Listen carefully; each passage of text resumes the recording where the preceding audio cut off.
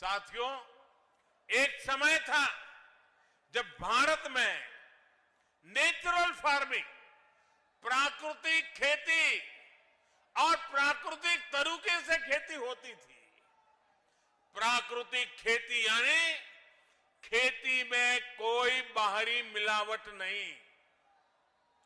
जो खेत से मिल रहा है, खेती में जुड़े पशुओं से मिल रहा है, वही तत्व खेती को बढ़ाने के काम में आते थे। खाद हो, कीटनाशक हो, सब कुछ प्राकृतिक तरीके से ही बनते थे, इस्तेमाल होते थे। लेकिन समय के साथ प्राकृतिक खेती का दायरा सिमटता गया, उस पर केमिकल वाली खेती हावी होती गई।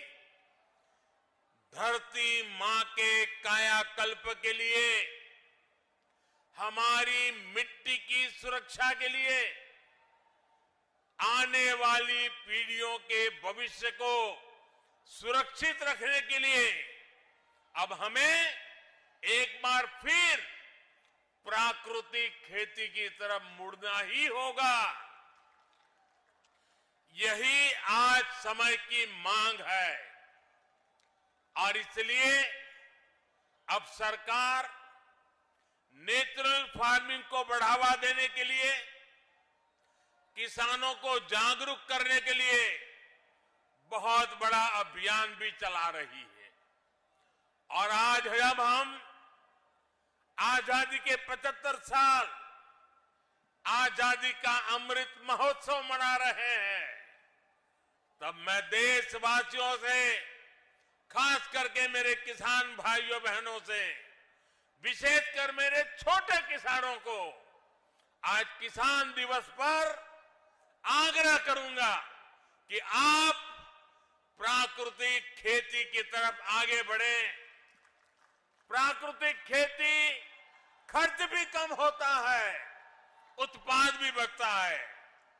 ये खेती का सबसे सस्ता तरीका है, सबसे सुरक्षित तरीका है और आज के विश्व में प्राकृतिक खेती से पैदा हुई फसलों की कीमत भी बहुत ज्यादा है। ये हमारे कृषि सेक्टर को आत्मनिर्भर बनाने की दिशा में भी बड़ा कदम है। मैं देश के स्टार्टअप सेक्टर को भी, नौजवानों को भी कहूंगा कि नेचुरल फार्मिंग के आपके लिए अनेक नई संभावनाएं हैं। हमारे नौजवानों को, युवाओं को इसका पूरा लाभ उठाना चाहिए। अभी यहां मंच पर आने से पहले मुझे ऐसे कई युवाओं से मिलने का मौका मिला। सरकारी योजनाओं से जुड़ने से कितने बड़े साहसपूर्ण काम उन्होंने किए हैं, कितना बड़ा बदलाव उनके जीवन में आया है। मैं उसे सुनकर के बहुत ही आनंदित हुआ। योजनाओं के प्रति मेरा विश्वास और मजबूत हो गया।